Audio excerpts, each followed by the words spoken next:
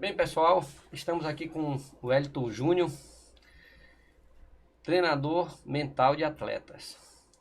Acho que ainda é uma atividade que não é tão conhecida no Brasil, mas de extrema importância. Eu diria que não é o futuro, é o presente, é uma necessidade real.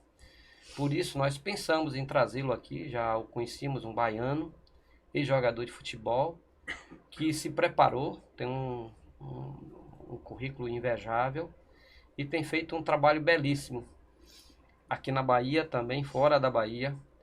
E é importante estarmos aqui porque vamos conversar com o professor Nilton Mota, grande formador de base, Rivelino Moraes, empresário e observador de atletas, Reginaldo Campos, esse que vos fala também, modesto empresário, e todos juntos, junto com o Wellington, temos uma experiência que certamente vai contribuir para você, garoto, que quer ser jogador de futebol, para você, pai, mãe, tio, avô, que quer apostar, que quer ajudar a seu pupilo, a sua criança a ser um jogador de futebol.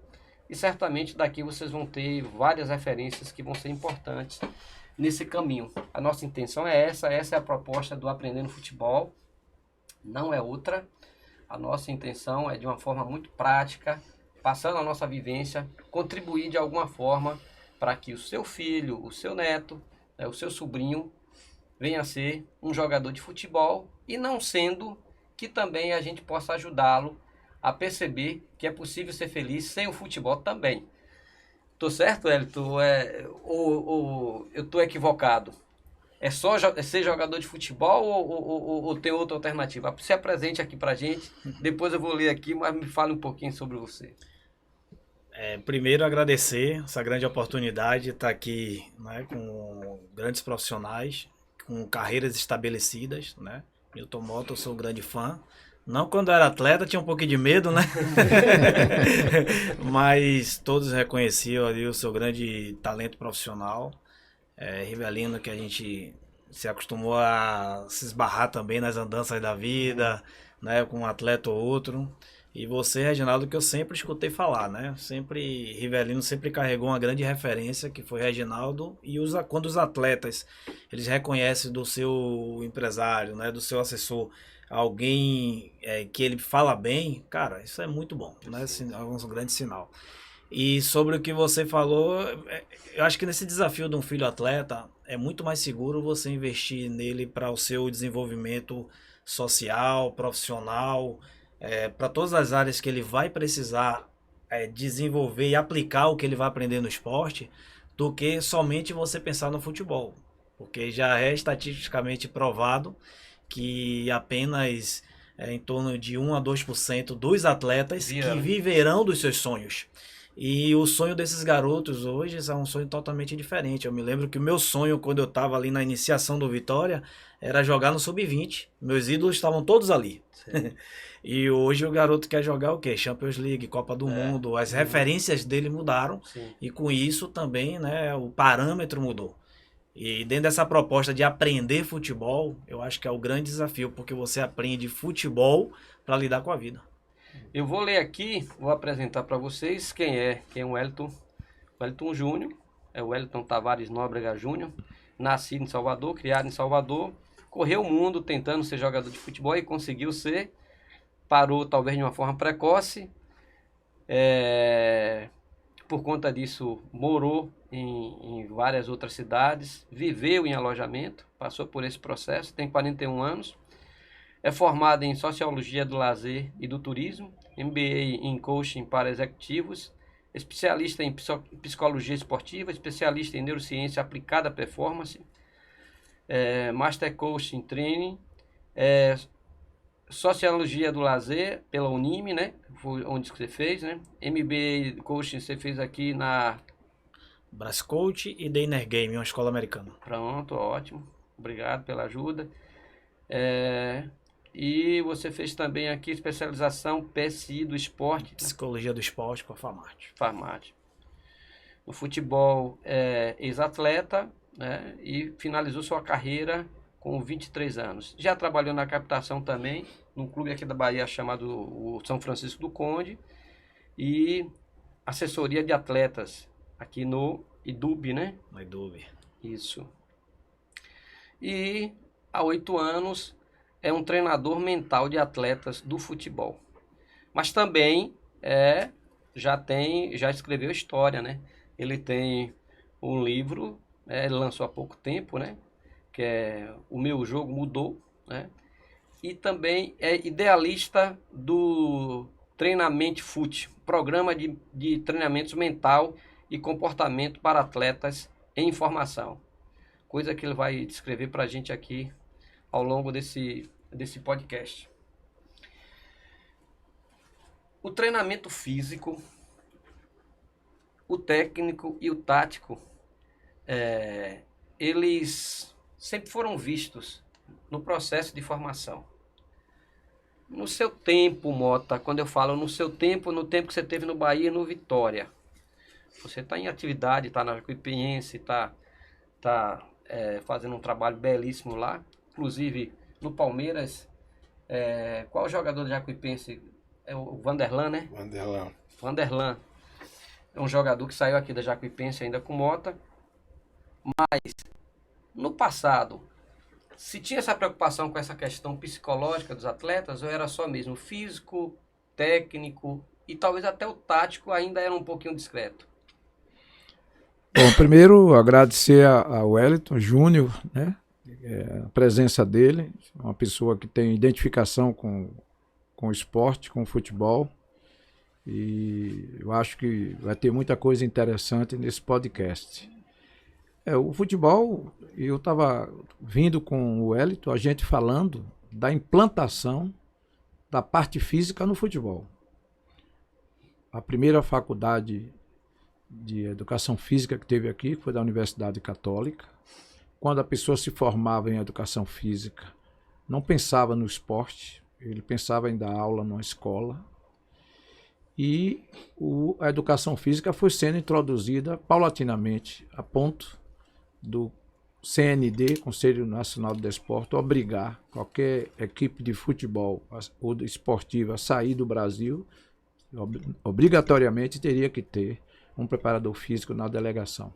Então, a preparação física foi ganhando corpo, encontrou adversidades, encontrou uma incrível concorrência entre o preparador físico e o treinador, teve obstáculos, mas era imprescindível no futebol moderno você ter o preparador físico. Então, assim como a preparação física chegou, depois chegou a tática. E chegou com força a tática. Entendeu? Mas cada momento que chega um item desse, a gente nota a importância.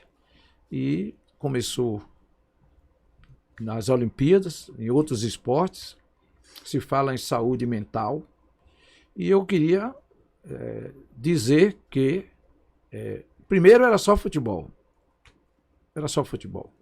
Então, Era Copa do Mundo de 50, não tinha treinador de goleiro, entendeu? Não tinha preparador físico, era só futebol. E aí surgiu a física, surgiu a tática, e agora a saúde mental, que se torna importante em todos os esportes. No atletismo, na ginástica, você vê pessoas com problemas, automobilismo, pessoas com problemas de saúde mental.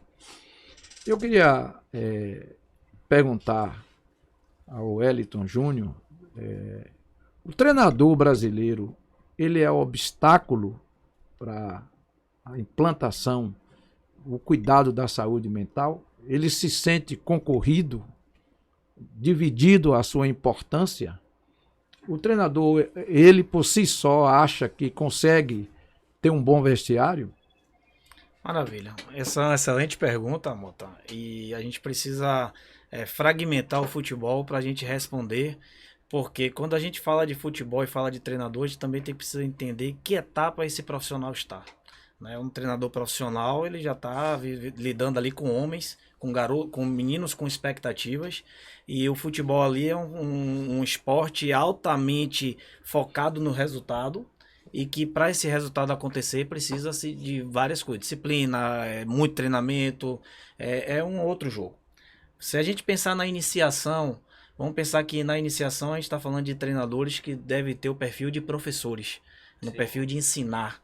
E eu acho que muito mais do que ensinar é estimular o atleta a despertar o que ele já tem. Eu acho que o futebol, ele nasce com o desejo de um garoto de gostar, de querer jogar futebol, de querer praticar o futebol. E quando a gente fala de futebol, tá falando do joguinho. Do joguinho, do da jogo, brincadeira. da brincadeira. Você pode colocar ali 1 contra 1, 2 contra 2, 3 contra 3, mas ele quer passar pelo colega, quer chutar no gol. É isso que eles querem brincar. E quando é que a questão mental e a questão comportamental ela nasce, né? Ela fica perceptível, porque ela sempre esteve ali. Ela não vem depois, ela sempre esteve ali na confiança de um atleta, no medo de tomar uma decisão, no nervosismo antes de um jogo, na ansiedade da lista da sexta-feira se você vai estar no jogo. Sim. Então ela sempre teve, porque a gente está falando de fatores emocionais que vão influenciar no pensamento e na forma de tomar decisões de cada atleta. Eu acredito, Moto, que a grande dificuldade dos treinadores é o conhecimento, é a falta de conhecimento. Como a gente veio conversando, quando o treinador não tinha o conhecimento da preparação física, o preparador físico ele era um objeto estranho, uma pessoa estranha dentro do processo. Um concorrente, talvez. Então era alguém que ia fragmentar o seu treino, que ia falar de coisas que ele não sabe, e às vezes a gente sabe que está falando com treinadores que a gente precisa falar com a questão da humildade. A questão da vaidade é um problema muito sério, Sim. porque mesmo se tivesse aqui 20 treinadores, nós teríamos 20 pessoas que são treinadores, agora quantos seriam aprendizes? Eu fiz vários treinamentos para treinadores e eu me lembro que depois eu conversava isso com eles, em todas as interferências, todas as oportunidades que eu dava para alguém fazer uma pergunta, nunca um treinador tinha uma pergunta para fazer. Ele sempre tinha algo a acrescentar. Ele sempre tinha algo a colaborar. Então, quando você apresenta algo novo, algo que ele não domina, então ele começa a ter um pouco de dificuldade. Agora, a experiência da vida, né, faz com que você saiba lidar com pessoas. Eu conheço vários profissionais que não precisaram fazer um curso de psicologia, um curso na área de gestão de pessoas para saber lidar com pessoas. Sim. Porém, para você lidar com outra pessoa, você precisa primeiro descer ao nível daquela pessoa, ser humano. Para você entender que um atleta ele tem medo, que um atleta ele tem desejos, que um atleta ele tem preocupações. Você tem que se colocar no nível dele. E a gente sabe que muitas vezes o futebol, ele não dá tempo para esse tipo de conversa. A gente precisa que as pessoas tenham resultado. E muitas vezes quem mais deveria se preocupar com esse rendimento do atleta são pessoas que somente cobram dele resultados. Então a gente distancia essa questão do treinador e atleta. E isso gera-se um problema. Por quê? É o atleta que toma decisões de campo. E na hora que o atleta vai tomar uma decisão em campo, quantos pensamentos vêm na sua cabeça? Quantas coisas que ele deve, ao tomar uma decisão, ele precisa pensar. Isso eu não devo fazer, isso eu não faço, eu tenho que fazer aquilo. Então ele está todo momento tendo que decidir. O treinador ele não consegue interferir neste momento. Mas você vai lembrar das pessoas que foram incríveis na sua vida, são aquelas pessoas que perguntaram, foram aquelas pessoas que te ensinaram, foram aquelas pessoas que te estimularam.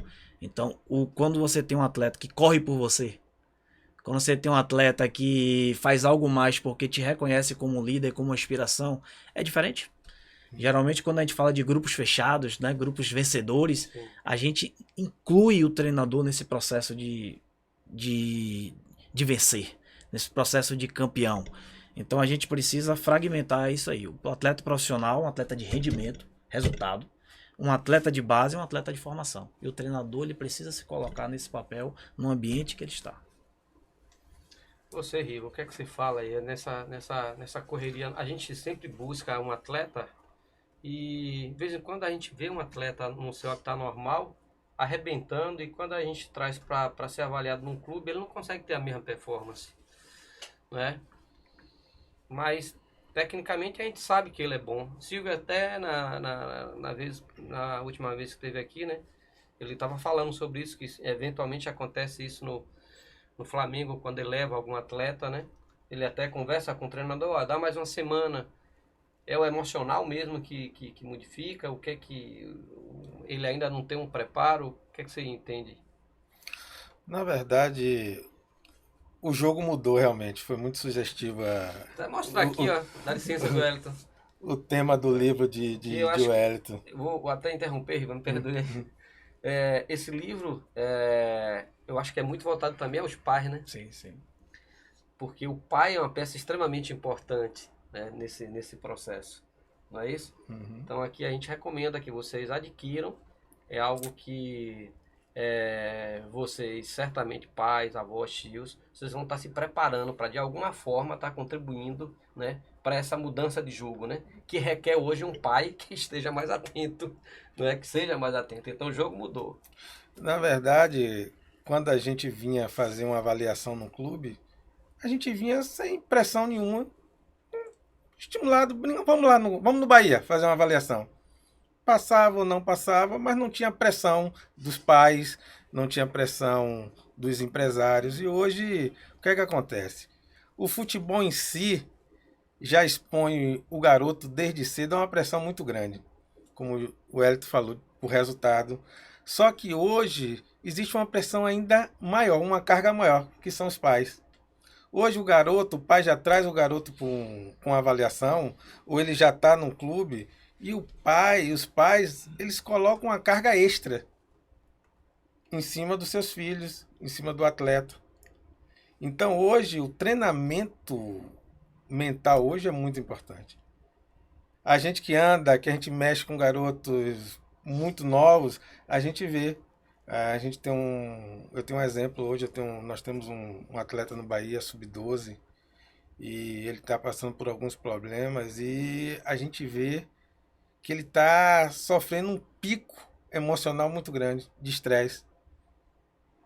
Então, se você não detectar aquilo, se você não trabalhar isso, ele não vai conseguir render. E muitas vezes é isso que acontece. O garoto vai no Flamengo hoje, ou vai no Bahia, no Vitória, no São Paulo, e ele já vai com uma pressão muito grande dos pais, que precisa ser aprovado, que tem que fazer isso, tem que fazer aquilo. Muitos, quando tem oportunidade, os pais ficam no alambrado, gritando, chuta, passa, dribla, aquela coisa. Então é uma carga emocional muito grande em cima do atleta hoje, desde cedo.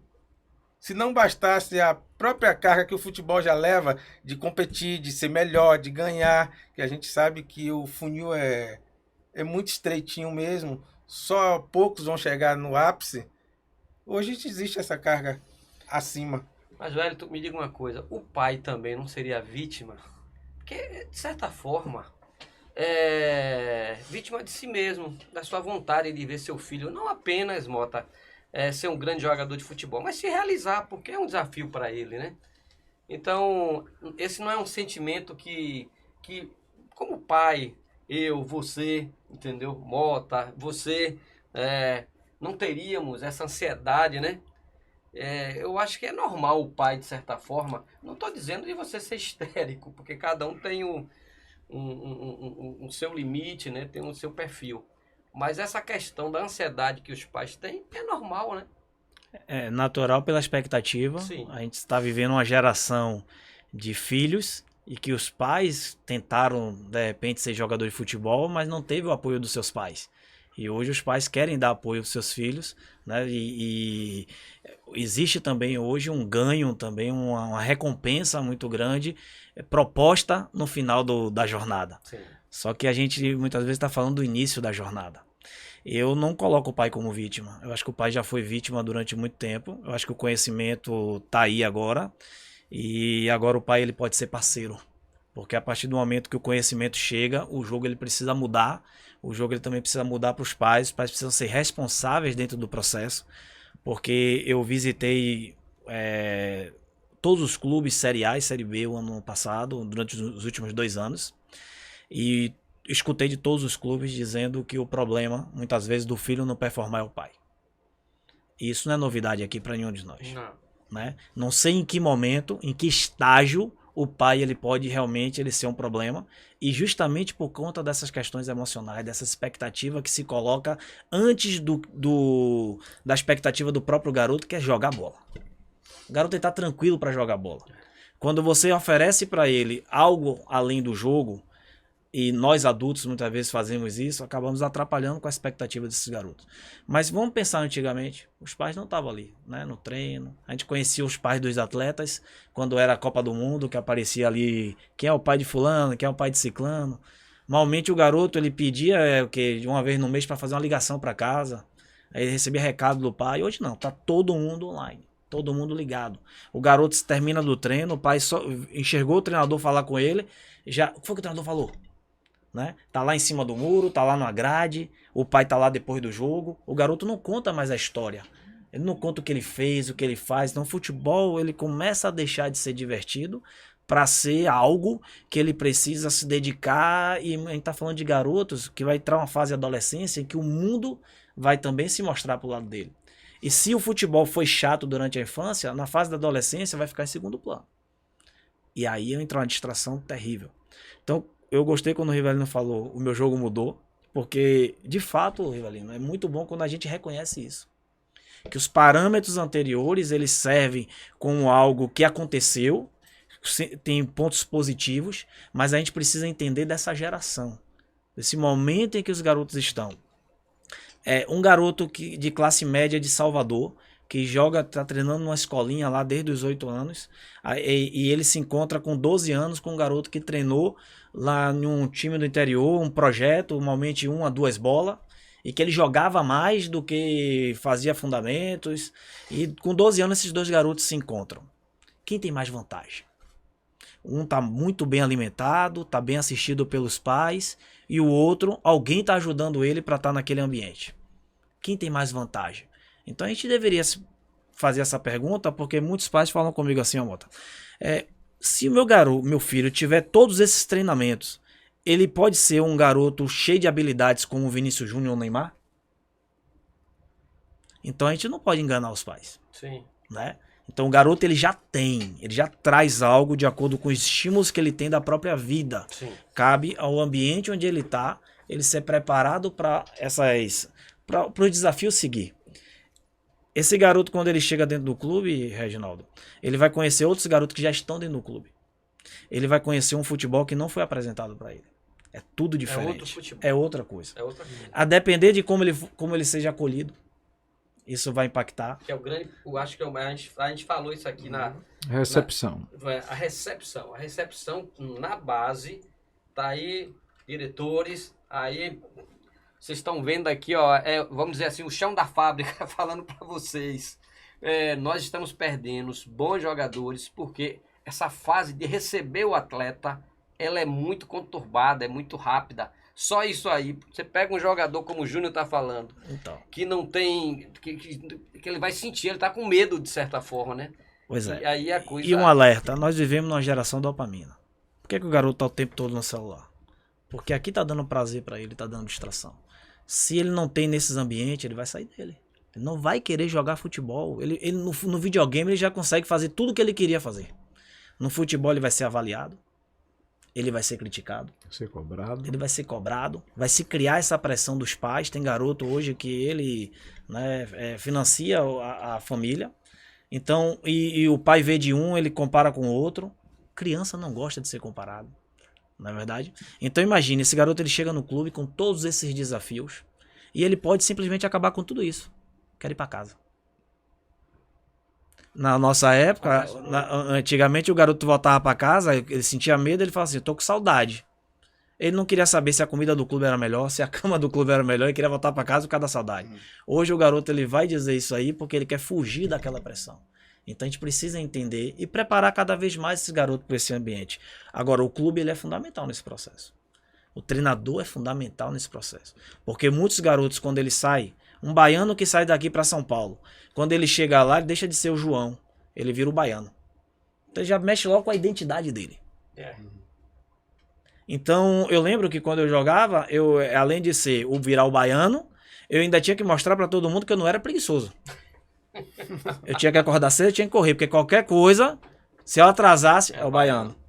Então a gente precisa prestar atenção nessa jornada desse atleta, para até facilitar, porque a gente perde muito isso no meio do caminho, e o garoto ainda é o maior ativo no futebol. Sim. Sim, sem dúvida nenhuma. Eu acho que nós temos aí a quantidade de jogadores que são aproveitados no Brasil é uma quantidade ínfima do que poderia ser. O Brasil tem uma oferta muito grande e nesse processo, desde a captação até o processo de formação, se perde muito. Jogadores que nós não se fossem melhores trabalhados, eles não seriam perdidos. Eu acho que o clube tem que ter uma atenção em relação a esse ponto, sabe? E são detalhes. Não é nada assim, é detalhes. Essa questão da recepção é extremamente importante. Eu acho que é um ponto muito... É o start, é o início de tudo, entendeu? Eu acho, Reginaldo, que a gente precisa traçar um cenário para avaliar ele, para a gente entender em que contexto o futebol está hoje. Porque os garotos estão cada vez entrando no futebol cada vez mais cedo. E quando eu falo no futebol, é com rotina de treinamento, competição. Hoje tem as cups, sim. É um negócio, né? Os meninos hoje vão ter mais jogos do que os atletas profissionais. Porque é todo final de semana competições. E a gente está falando ali de, em cada competição dessa, os garotos precisam aprender a lidar com suas emoções. E muitas vezes o clima em casa fica ruim por causa de um jogo de final de semana. O clima fica ruim com o colega, o clima fica ruim com os treinadores. Então a gente está vivendo tudo isso. Só que, paralelo ao que está acontecendo da entrada dos atletas para o futebol, né, que a gente está falando aqui das escolas de futebol, que são muitas, existem os clubes de futebol que pensam o futebol como formação, mas também pensam o futebol como um negócio. Sim. Então, pensando o futebol como um negócio, a gente está falando aqui ainda de até 14 anos, tá? Todos os clubes sabem que hoje tem muitos garotos disponíveis, muita demanda e pouca oferta.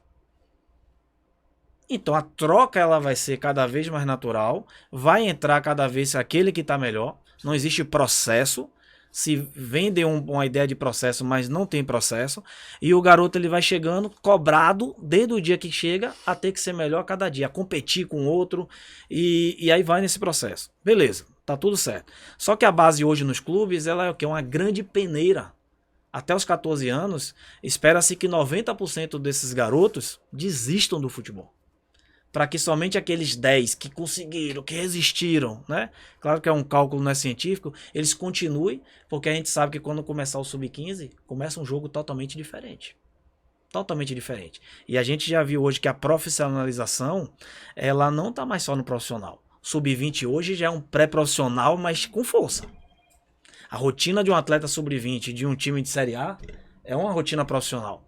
E agora tá chegando para o Sub-17. Com aquilo que sempre foi sonhado por todos nós que trabalhamos no futebol, que é os campeonatos nacionais, né? O atleta fazendo contrato profissional. Então, o garoto, ao mesmo tempo que ele começa aqui, ele percebe que a distância até onde ele quer chegar é muito grande. Muito grande até o profissional. Só que os ganhos, eles estão cada vez mais cedo. Então, esses ganhos que eu considero ganhos ilegítimos, porque você não pode tratar como é aquele que ainda está sendo. Aquele que ainda está se formando. Porque começa a gente ver jogadores com 16, 17 anos, tanto fez, tanto faz. Sim. Você não vê mais aquela gana, você não vê um planejamento de carreira. E isso dificulta a relação com os pais, muitas vezes. Isso dificulta a relação vida, né? Com os empresários. E, naturalmente, esse garoto não está preparado para a vida. Mota, o Wellington ele comentou sobre essa rotação de atletas, né? Você viu que, acabou de falar, 90% dos jogadores até 14 anos, na verdade, já desistem de ser jogador de futebol.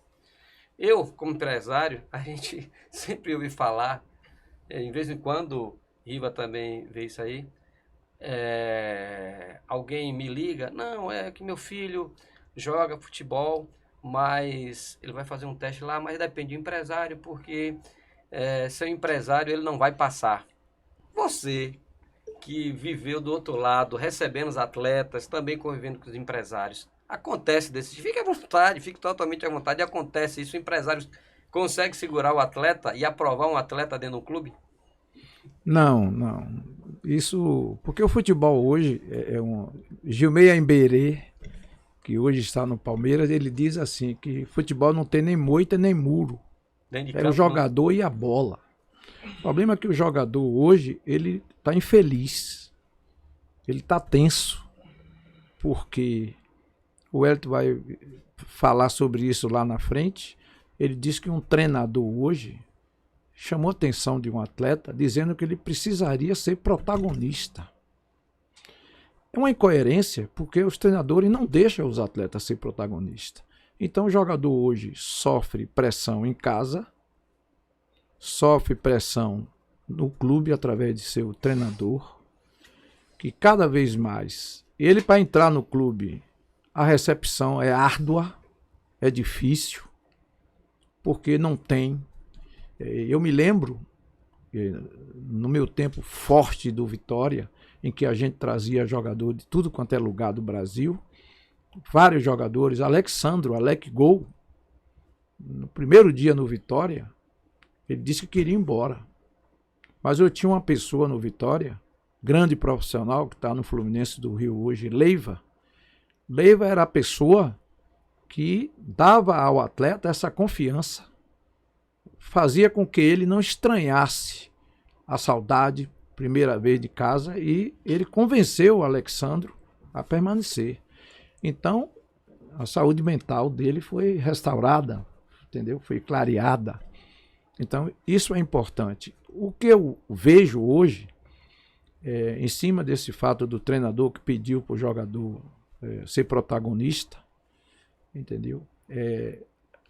O fato da saúde mental ser importante, mas ela se torna uma coisa meio difícil, porque tem que ter compreensão do clube, do time, e isso não se torna uma coisa elitizada, já que o futebol brasileiro está se elitizando, competição demais, os pais têm que estar pagando para disputar competições. Hoje no Brasil, um menino disputa mais competição do que aprende, do que treina. E o pai acha que o menino disputando competição vai evoluir. O que evolui é treino. O que evolui é repetição.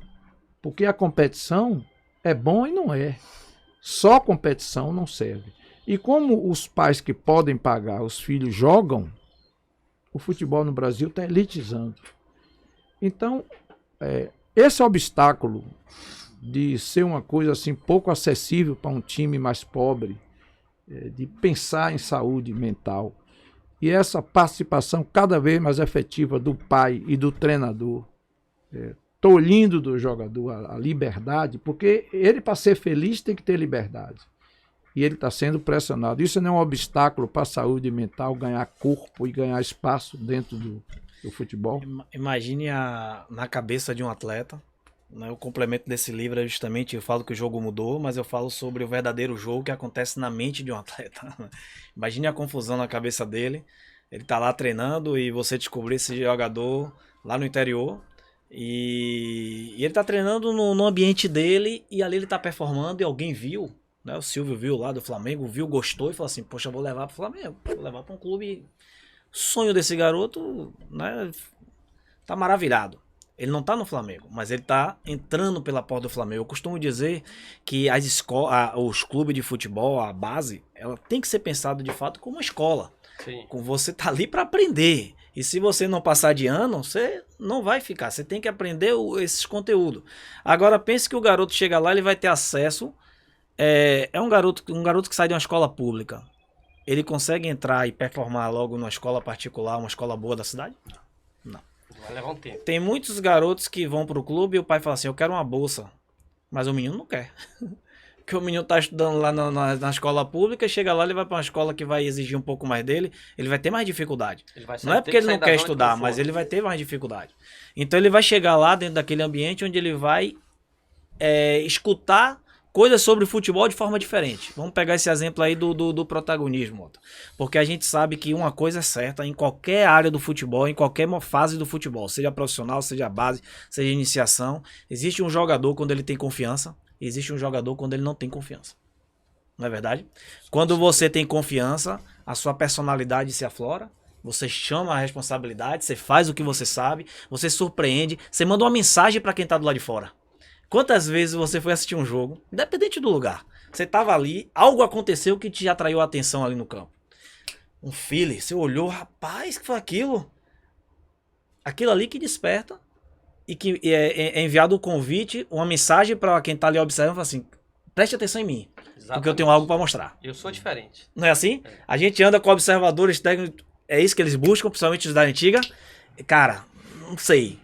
Garoto, eu gostei. Ele viu coisa que a gente não viu, mas o cara fez. Quando ele chega lá no clube, o treinador não viu isso. O treinador muitas vezes não sabe não procura saber de onde esse garoto veio, quais são as informações que ele tem, qual é a história desse garoto.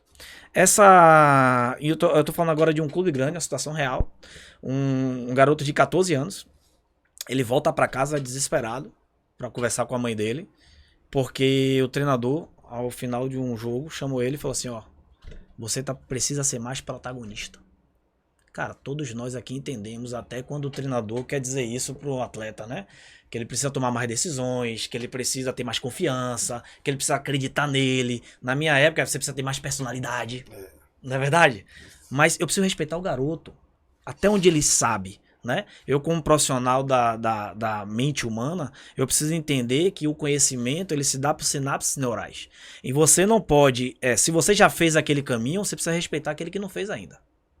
Porque aquele que não fez, ele vai ter dificuldade dentro do processo com uma ou outra palavra que vai mudar ali o jogo. E palavras mudam o jogo. Sim. Palavras mudam o jogo. O treinamento mental, ele é palavras que você diz para você mesmo e como você interpreta. Porque o jogo é um problema. Hoje a gente pode pensar isso. O jogo é um problema e um problema que precisa ser resolvido, não é verdade? E cada um resolve de um jeito.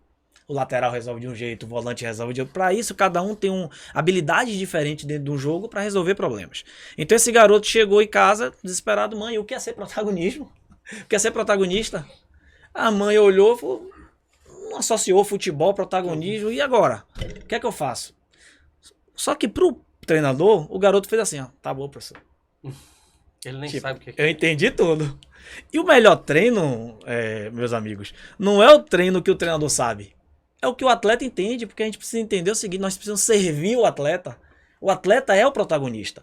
Se o atleta não for protagonista no treino, como é que você vai cobrar dele protagonismo no jogo? Então eu acho que, de certa forma, está existindo uma... Você falou da questão do futebol estar um pouco elitizado. Eu acho que dentro do próprio clube está tendo essa elitização na própria comunicação do profissional.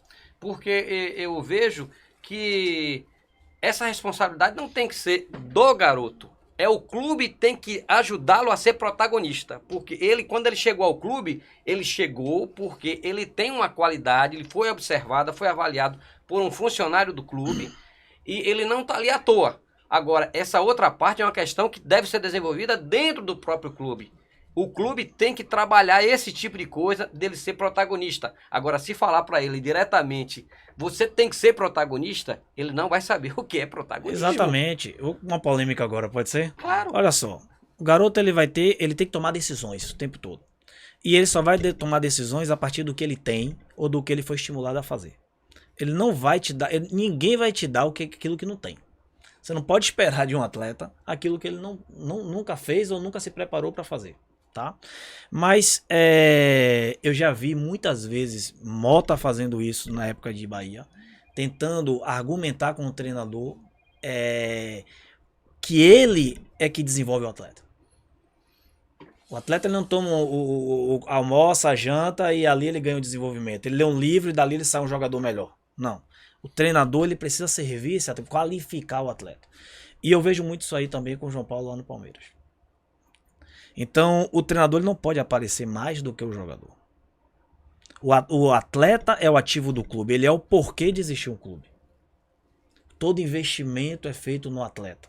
Então, se eu tenho um entendimento de que eu estou ali para servir ele, no mínimo eu preciso ter consciência de que ele entendeu aquilo que eu estou pedindo para ele. É o mínimo. Ensinamos o jogador a jogar. E quem ensina o jogador a treinar? Porque ir pro treino, todo mundo vai, até aquele que vai obrigado. Vai sem vontade, vai obrigado, não vai montar. Mas aprender a treinar, eu acho que é o nosso grande desafio. O garoto precisa entender que dentro de um time de futebol ele tá ali pra aprender o que ele não sabe, aprender futebol. E nenhum garoto que tá jogando no clube, ele acha que vai estar aprendendo, que vai aprender futebol. Ele acha que já sabe. e que é questão de tempo, né? E se você criticar ele, ele não gosta. Então ele tem que aprender, mas tem coisas que o atleta já tem. Ele já sabe. Então eu aprendo o que eu não sei e o que eu já sei eu melhoro. Potencializa. Porque né? aí a gente tá falando de performance. Mas eu não posso falar de performance sem antes falar de ensino, falar de aprender. Então o treinador, ele precisa ser um funcionário do clube que tá ali para servir ao ativo do clube, que são os atletas. Quando a gente tem treinador focado somente em formar o time, o processo ele já está comprometido. Mas, na verdade, Júnior, isso é uma grande indagação que eu faço sempre a gente do meio do futebol. Na verdade, o que está faltando, eu acho que é isso, é o processo. Nós não temos processo. A gente vê base é o que? Formação, como você falou, é ensino. Mas hoje os nossos profissionais da base, eles não querem ensinar, eles não querem perder tempo. Os nossos profissionais, eles pensam só no jogo. De segunda à véspera do jogo, o treinador pensa no jogo. E ele pensa naqueles que vão jogar. E aqueles que não jogam? Porque você tem um elenco de 30 garotos. Jogam 11 e ficam 6, 7 no banco. E os outros?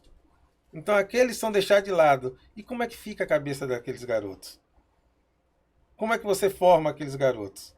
Como é que depois aqueles garotos podem te dar a resposta quando você precisar deles, se você não dá atenção a eles, se você não treina eles? Se você só dá atenção àqueles que naquele momento vão te ajudar. Então isso é uma grande dificuldade. E os clubes não têm processo. Eu falei com um coordenador amigo meu esses dias. Ele me ligou para falar que um jogador nosso seria dispensado. Eu falei, cara, eu entendo. O clube ele tem direito de dispensar. Agora, como é que vocês aprovam um jogador em setembro? O cara não faz um jogo oficial e vocês liberam o cara em dezembro. Sem minutagem nenhuma. Destreinado? Cara, como pode uma coisa dessa? Quer dizer que em setembro ele servia. Vocês viram características nele para aprovar ele. Aí ele não faz um jogo, malmente treinou porque estava em reta final de campeonato, ele não podia jogar, e vocês liberam? Gente, não tem nexo. Cadê o processo? Como? Não foi testado. Ele não foi testado. A falta de processo nesse que você está falando, para quem, na verdade, para quem não está no dia a dia, é o seguinte. Normalmente nós temos o campeonato infantil, juvenil e juniores. A categoria infantil, ela tem duas idades, normalmente não sempre, 14 e 15 anos. O juvenil, 16 e 17 anos. Juniores, aí você vai do 18 até os 20. Todo ano tem o campeonato de infantil, juvenil e juniores. A preferência para jogar são daqueles jogadores que estão no último ano de infantil, no último ano de juvenil ou então no segundo último ano de juniores. Isso quer dizer que, como o Rivelino falou, se o treinador está preocupado em ganhar o campeonato, ele vai ter um prejuízo muito grande na formação daqueles atletas do ano anterior, porque poucos do segundo ano, do primeiro ano de juvenil ou de infantil ou de juniores vão jogar. Ou seja, essa falta de processo está prejudicando a formação do atleta, porque você prejudica um ano de formação desses atletas. É isso, Mota? Você que... Reginaldo, tem clube que chega a dizer assim, é um ano bom, um ano ruim. Então, a categoria é sub-17. Então, o time de 16 anos é o time B, já começa dizendo isso. Aliás, tem coisas no futebol que eu não entendo. Por exemplo, vai ter uma pré-eleção no intervalo. Os reservas ficam batendo bola. Aí, com 1 minuto, um jogador machuca, o que vai entrar não viu o treinador orientar o seu titular do que é que ele está errando, o que é que ele está acertando.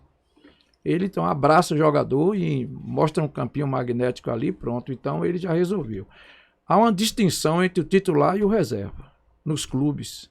Até se brinca dizendo que nos coletivos o treinador rouba para o time titular, que o time titular não pode perder para o reserva. Então o reserva não recebe orientação, o reserva não vê instrução no meio do time de vôlei e basquete, vai ter uma pré-eleção, o reserva fica à parte. Então, do futebol, principalmente brasileiro, existe distinção entre o titular e o reserva. entre o jogador medalhão e o não medalhão.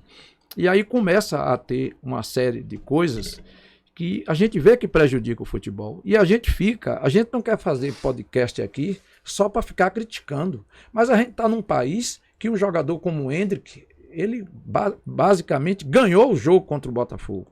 Ele chamou a responsabilidade e ele pediu desculpa depois. Então, no Brasil, ser protagonista tem que pedir desculpa.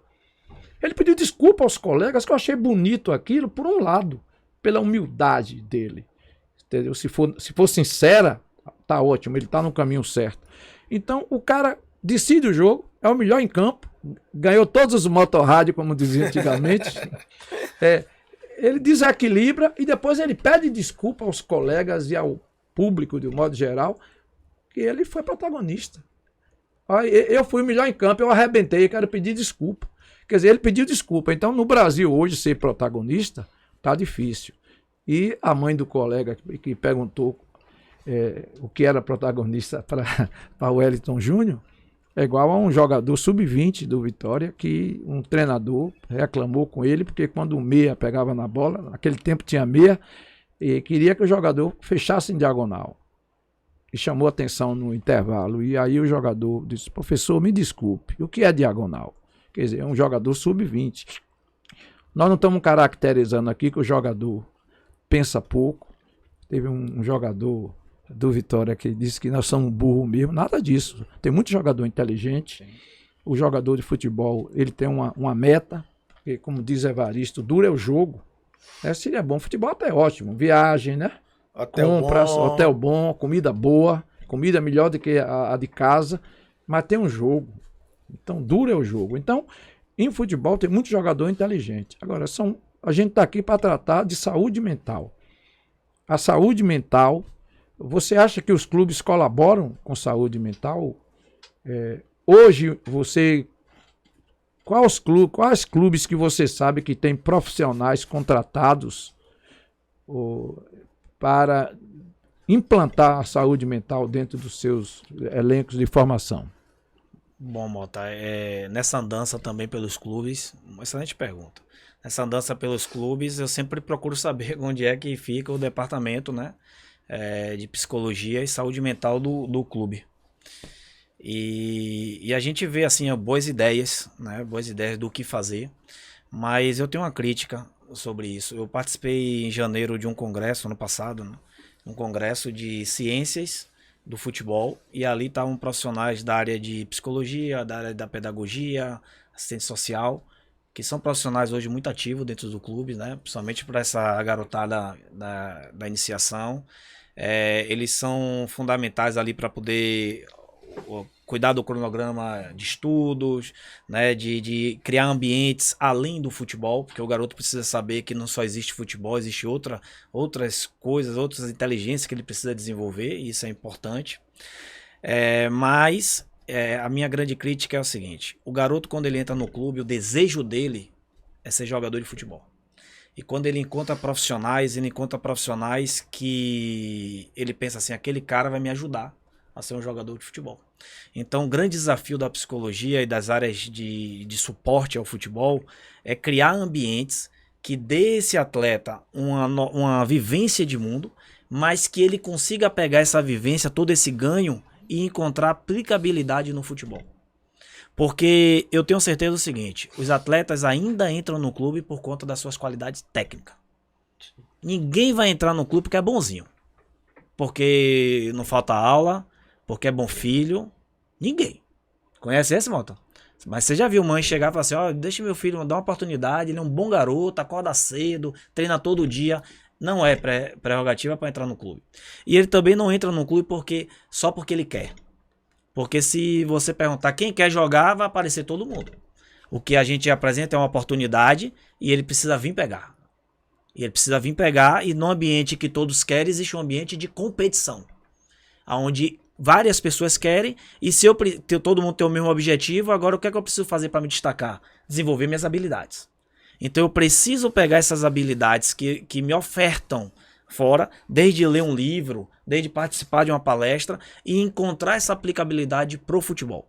Porque conversando com treinadores, Na última etapa do processo, sub-17, sub-20, como a gente falou, não tem processo. Então a gente não sabe, o jogador usufrui daquela estrutura enquanto ele está no clube. Mas depois que ele sai do clube, não tem nada, né? Mas vamos pensar um jogador que tem 3, 4 anos no clube. Lá sub-17 tem jogador que tem 3, 4 anos no clube. Você precisa entender qual aquela estrutura, o que é que proporcionou para aquele atleta dentro do jogo de futebol, que é o que ele vai ser cobrado e é onde ele vai ter as ascensões enquanto atleta. E os treinadores me dizem o seguinte: Wellington, a grande dificuldade do atleta hoje é a questão cognitiva e a questão mental. Alguns sabem diferenciar o que é o cognitivo e o que é a mentalidade, mas alguns colocam tudo no mesmo pacote. O grande problema do atleta hoje é a mentalidade, ou então o grande problema do atleta hoje é o cognitivo. Às vezes nem o profissional sabe diferenciar esse tipo de situação.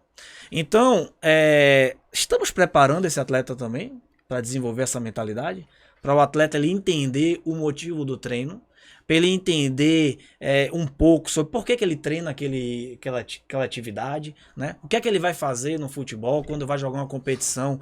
Ele precisa ir no aeroporto, ele precisa chegar no hotel, qual o comportamento que ele tem que ter, qual o relacionamento que ele vai ter com um garoto da cidade de Salvador, outro garoto de São Paulo. De repente hoje chega um boliviano, chega um uruguaio.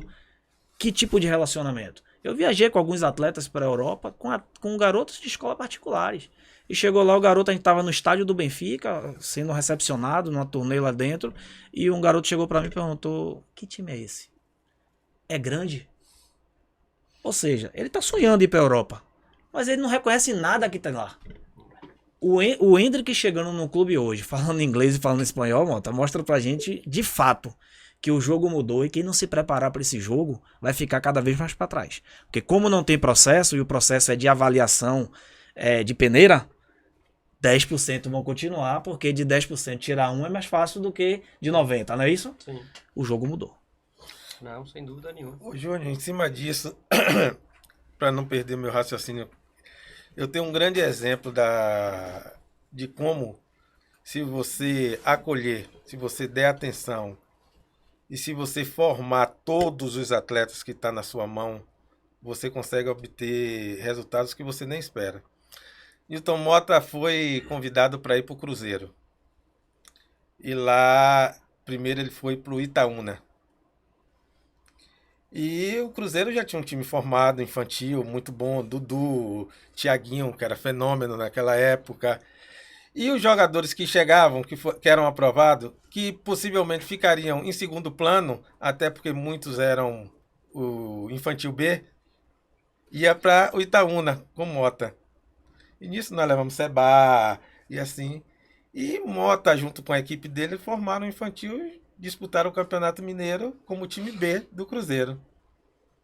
Esses jogadores que ficariam lá, treinando muitas vezes atrás do gol, treinando 15 minutos. Destreinando, né? Entendeu? Sendo destreinados, foram para um clube que tiveram atenção, tiveram treinamento, tiveram profissionais especificamente para desenvolver neles o que eles tinham de melhor. Qual foi o resultado final, Mota? O Itaúna foi campeão mineiro infantil, quebrando um paradigma de que só Cruzeiro, Atlético e América ganharam o campeonato. É o único clube do interior mineiro que foi campeão de alguma categoria, fora esses 3 gigantes, né, da divisão de base lá. E com o treinador Sérgio Moura, que é um top no futebol. Sérgio Moura é uma sumidade em conhecimento de futebol, de base, de formação, e está nos Estados Unidos. Mas foi uma demonstração. O time do Cruzeiro, nós demos 4-1 dentro da toca. E tinha Lucas Silva, tem vários jogadores conhecidos. E a gente, com jogadores até que tinham sido dispensados de Bahia e Vitória, como Gil Bahia, né, lateral direito, Vitória mandou embora. Entendeu? O próprio Seba, que disputou o campeonato aqui. Era da BB. Enfim, isso aí é fundamental. E o mesmo Sérgio Moura, dirigindo o Bahia, se tornou campeão baiano, dando 5-2 no Vitória dentro do Barradão, quando o Vitória jogava pelo empate e botou 2-0 no primeiro tempo. Então, eu tenho citando esse exemplo que você puxou, Depois João Paulo fica dizendo que você está puxando meu saco. Mas eu dou esse exemplo porque Sérgio Moura tem muito isso. Ele cumpre a função do treinador verdadeiro. Ele fez uma substituição nesse jogo que deu 5-2, que o treinador do Vitória era o finado Amadeu. Ele botou o Vander no jogo. E Vander era um jogador que estava no banco, extremamente motivado, entrou, arrebentou com o jogo. E você ganhar do Vitória, então campeão, de 5-2 dentro do Barradão, quando o primeiro jogo foi 1-1, foi uma coisa assim espetacular. Provando que ali, no momento que o Vitória começou a perder o segundo tempo, o Vitória se desestabilizou e a saúde mental dos atletas foi realmente posto em prática. Então, isso é uma coisa fundamental e é uma tarefa difícil. Talvez seja a nova vertente do futebol, dessa que Reginaldo falou no início, né, entre técnica, tática, física, de ser implantada, porque precisa ter compreensão dentro do próprio clube da importância. Porque tem muito treinador que se diz que é psicólogo e tem curso de psicologia. E é preciso o treinador ter autoridade, mas ser simples, mas ser humilde e reconhecer que se o trabalho for de equipe, as possibilidades dele ser vencedor aumenta. Entendeu? E eu citei o exemplo de Sérgio Moura, porque ali foi um trabalho de superação, foi um trabalho de bom ambiente, foi um trabalho...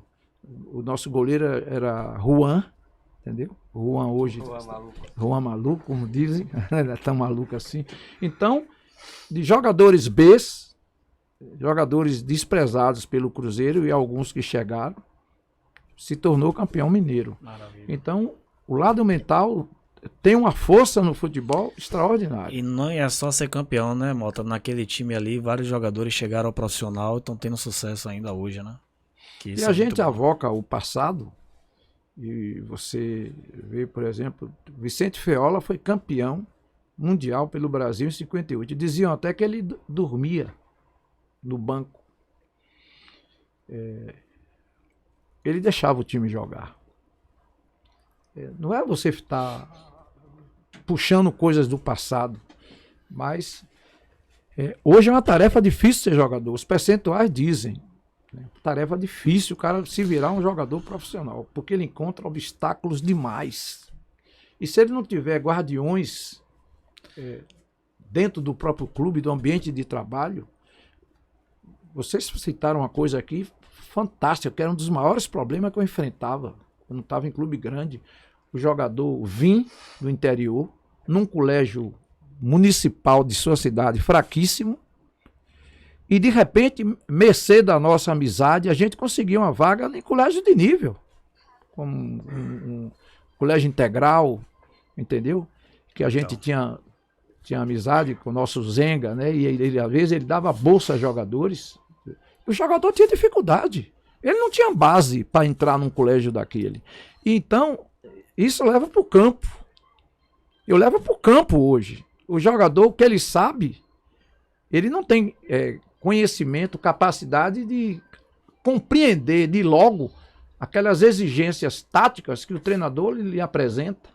Então o jogador vê obstruído o seu desejo de ser treinador, ele fica com dificuldade e o jogar na rua dele era mais simples, tem a namoradinha, entendeu? Ninguém cobrava, ele viu, entendeu?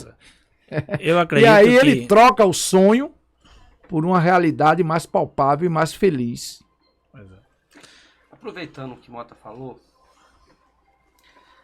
você falou no início sobre essa questão da dopamina, que é um termo que está sendo muito utilizado hoje, mas muito ainda estranho para algumas pessoas. Esse bichinho aqui, você acha que está atrapalhando ou ajudando o jogador? O que é que você entende aqui? Porque é uma ferramenta diferente, né? Hoje todo mundo tem um elemento desse aqui que pode ajudar muito. Mas será que não está atrapalhando demais? Então, hoje a gente, não só o jogador de futebol, né? Sim.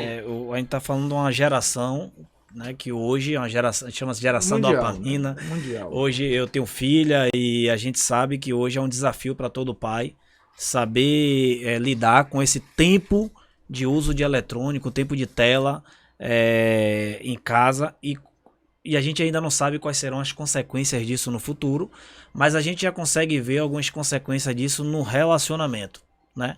E no que a tecnologia ela é muito boa, mas também ela traz algumas situações que a gente não aprendeu e que precisa aprender a lidar.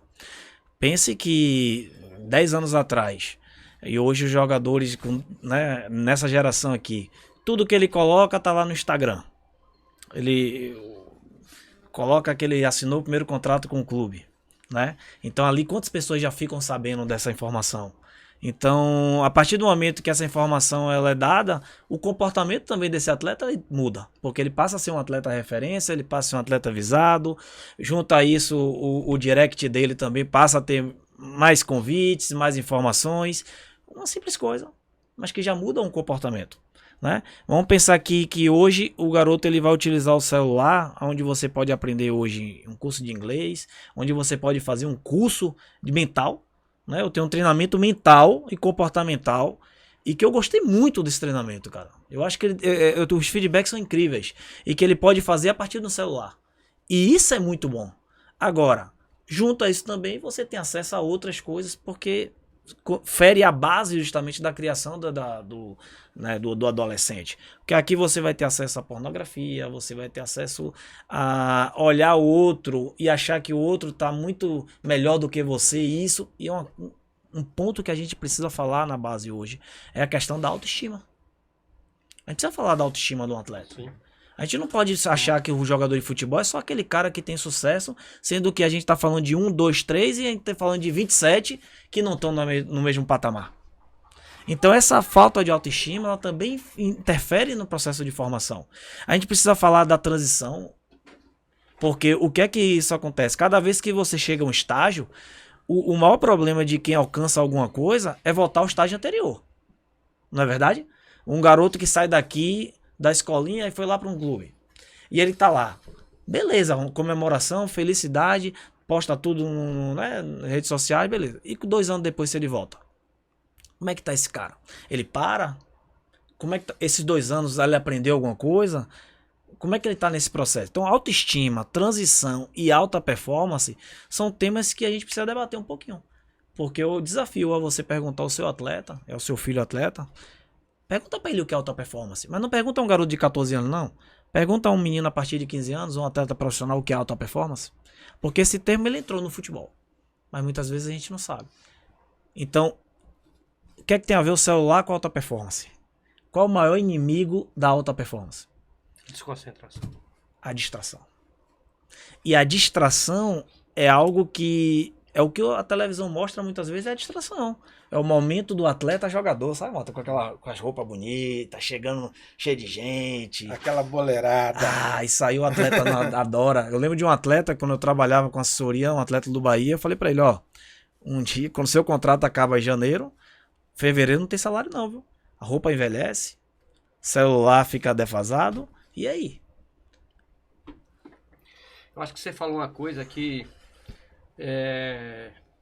de certa forma traz para o popular o que é saúde mental, porque é moda de certa forma hoje a gente falar sobre saúde mental, mas ao mesmo tempo é muito simples, porque quando nós falamos de ser jogador profissional, a competitividade é muito alta, tem que ser observado detalhes.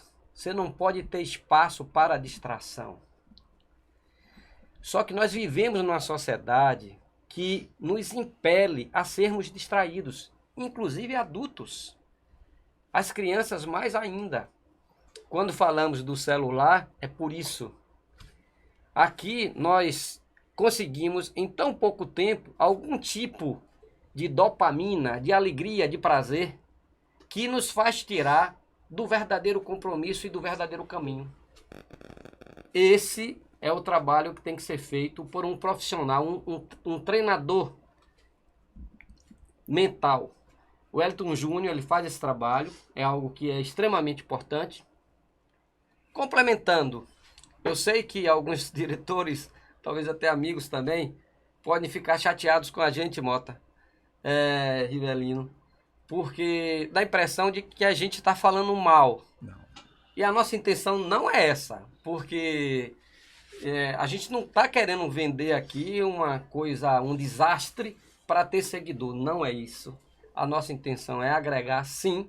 Agora, para agregar, a gente tem que expor os nossos posicionamentos. E são, talvez vocês não nos conheçam, e é normal, o Brasil é muito grande, não é? Mas estão falando aqui pessoas que vivem há mais de 20, 30 anos com o futebol, trabalhando com futebol, acompanhando garotos, acompanhando treinadores, diretores. No dia a dia, já vimos jogadores de 13 anos se tornarem grandes jogadores profissionais, temos assim, e já vimos também garotinhos de 13 anos hoje estarem trabalhando com seus pais e sendo felizes. Então, a nossa intenção, de forma nenhuma, não é chegar aqui e falar, não, está tudo errado no clube. Não está tudo errado no clube. Não está tudo errado na CBF. Tem muita coisa boa. Esses cursos da Academy são interessantíssimos. Vieram legal, acho que de certa forma fizemos crítica mais em relação a viabilizar o acesso desses cursos para que as escolinhas também possam ter, para que as pessoas com um poder menor aquisitivo possam ter. Isso não está acontecendo. É necessário ter o conhecimento, sim. Então, não estamos aqui querendo depreciar a imagem de nenhuma entidade de forma nenhuma. E se hoje, Silvio, aqui na passagem dele, ele fez uma pergunta para a gente e procurou qual era o profissional que estava mais em crescimento dentro do meio do futebol. Nós três aqui perdemos, porque foi o que ele falou. Na verdade, seria hoje o personal do jogador. Técnico. Hoje os estúdios estão a febre. E agora, eu acrescento para vocês, é o treinador mental. Sabe por quê, clube? Porque você não faz isso. Só por isso. Porque essa questão técnica e a mental já deveria ser trabalhada dentro do clube. O Wellington Júnior agradece. Pois é. Não estamos querendo depreciar. É só uma questão de posicionamento de uma forma... Reginaldo, deixa eu fazer um adendo. Eu uma vez fui para Recife e assisti um simpósio de futebol. E pessoas brilhantes estavam lá, como o Próspero Paoli e a Suzy Fleury. O clube de futebol, quando queria mostrar algo mais, ia ter uma decisão, ele contratava uma psicóloga para motivar o jogador. Na minha opinião, e eu queria que você falasse, isso mudou, porque a motivação do jogador tem que fazer parte do dia a dia. E não é por ter uma final, entendeu? Por ter um psicólogo acompanhando o time, que o time vai ganhar o jogo. Eu acho até que o Brasil, quando tomou 7-1 da Alemanha, tinha um psicólogo. E vai dizer que o psicólogo não é útil? Não é. Então, qual a diferença dessa psicologia do passado para o que você se propõe a fazer e faz muito bem? Da saúde atual, principalmente no lado que nos compete aqui, de divisão de base. Excelente pergunta. Fugir, né, somente da questão motivacional, que é muito importante, porque por mais que a gente entenda que a motivação de um atleta, e quando muitas vezes a gente escuta, o cara joga futebol, ganha dinheiro e como é que vai estar triste? Como se tivesse, né, realmente uma coisa a ver com a outra. Imagine quantas informações Mota, um atleta tem na véspera de um jogo. E basta uma palavra, Mota. Vamos lá, uma palavra. O rapaz está se preparando para o jogo e antes ele pega o celular e vê uma mensagem. Bateu. Só um áudio. Bateu. E aí? O que é isso? Interfere? Você consegue pegar um botãozinho e desligar e falar assim, não, eu vou entrar, vou jogar e depois eu ligo o botãozinho e... Não. Então, palavras, elas são importantíssimas. Por isso que aquele momento do treinador com o atleta ali no vestiário, aqueles minutos ali, são importantíssimos para que o atleta ele chegue no estado de jogo.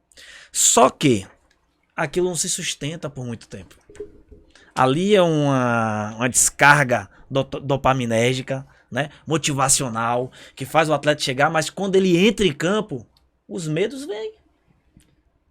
O jogo também tem seu próprio vocabulário. Lá tem um adversário. Você se prepara para o jogo, mas você esquece que o adversário também se preparou para pegar. E quer a mesma coisa que você. A torcida adversária. Então é muita coisa acontecendo. Então o atleta, e aí entra na questão de mentalidade, o atleta ele precisa entender que ele não é o super-homem, ele não é o super-herói, mas ele é o homem na arena. Ele é o protagonista. Ele se preparou para estar ali. O que é que se esperam dele? Eu me lembro de trabalhar com atletas em transição, que eu acho que é o maior problema com empresários, é quando o atleta, você faz um excelente contrato com ele no sub-20, e ele vai pro profissional, e que a partir dali a vida dele muda, né? Porque ele passa a ter um carro, ele passa a ter casa dele, passa a ter dinheiro, passa a ter outra vida.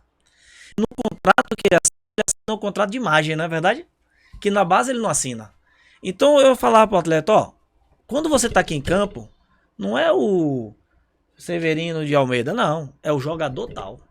A torcida paga pra te ver ali, o clube investe em você e eles querem de você resultado. Então o que é que esperam de você? Algo que você nunca fez? Não, mas algo que você já fez, que você tá preparado pra fazer. Então o atleta ele precisa cada vez ele entrar, ele ter essa consciência. A consciência de atleta, ela não pode acontecer só na hora do jogo, mas ela é construída dentro desse processo. Ele sabe muitas vezes uma coisa, que ele tem muito a ganhar, mas ele também tem muito a perder. E quando os atletas banalizaram essa informação e eles perderam, eles viram que perderam algo que eles nunca tiveram nas mãos, porque não conseguiam sustentar aquilo ali. Então eu falo para os atletas, ó, se você não fizer o que precisa ser feito, alguém paga. E sabe quem é que vai pagar primeiro? A sua família. As pessoas que você ama. As pessoas que você não gosta, não vai mudar nada na vida dela. Mas a que você ama vai pagar. Por quê? Porque elas criaram também expectativa junto com você. Um atleta ele precisa ser blindado, Mota, porque quando ele está indo para o jogo, os íntimos ele tem acesso àquele atleta. Não são só quem conhece ele, mas os íntimos não tem um número dele. Então ele tem que entender que 2 horas antes da partida, somente as pessoas que ele gostaria de falar, elas já têm informação sobre ele. O restante ele está blindado. Ele blindou aqui com o celular, mas ele está se blindando emocionalmente para o evento maior do artista do futebol, que é o jogo de futebol. O torcedor não quer saber do treino, não. O torcedor quer saber do jogo. E torcedor não é consciente. O torcedor é passional. Deixa eu fazer uma pergunta aí, permitam aí. Queria que você dissesse suas andanças aí. Em divisão de base, um treinador muito bom em psicologia e da categoria de profissional. Um treinador profissional que também seja bom psicólogo para seus atletas. Bom, eu vou melhorar um pouco até, Motão. Eu não acho que o treinador ele precisa ser psicólogo, mas eu acho que o treinador ele precisa entender de ser humano, tá? Porque quando a gente fala psicologia, a gente tá falando de psique, a gente tá falando de mente, tá falando da alma humana, inclusive. Beleza? Então, muitas vezes o treinador ele tem que sair da posição de treinador para entender que ele tá do lado de outro ser humano. Se você tivesse uma empresa e que alguém chegou para o seu e tá chegando pro seu produto e falando mal do seu produto, você vai gostar? O seu funcionário tá falando mal do produto. Você vai gostar? Não vai. Você tem uma empresa e sabe que um funcionário seu tá falando mal do seu produto. Ninguém gosta. Por que que um clube vai permitir que um treinador fale mal do seu atleta? Se um treinador chega... Por que você não desiste? Por que você não larga logo o futebol? Você acha que isso não tem interferência? Tem. Então existem maus profissionais por falta de conhecimento e existem alguns por conhecimento. Vamos botar um exemplo aqui maior, o Abel. Que ele escreveu também um livro, né? Um livro que compartilha as ideias dele. Mota, quando ele chega no Palmeiras, quem é Abel? O que é que a gente sabia sobre Abel? Anônimo. O que é que os atletas sabiam sobre Abel? Como é que é atleta quando não sabe sobre o treinador? Vocês sabem, vocês lidam com isso todos os dias. Então ele não quis ser maior do que os atletas. Pelo contrário, ele quis ajudar o atleta a descobrir o máximo que ele podia render. Isso foi sensacional. Porque ele pegou um grupo também de atletas vencedores. Então ele fez Dudu Correia, ele fez todo mundo, ele transformou em operários, em pessoas dedicadas. E sabe o que acontece com um atleta dedicado? Ele vai descobrindo limites que ele não sabia que tinha. E ele tá doido para que alguém afrouxe para ele respirar, mas ele, quando ele vê que a recompensa é alta, ele continua. Ele continua, por quê? Porque do seu treinador ele também não baixava.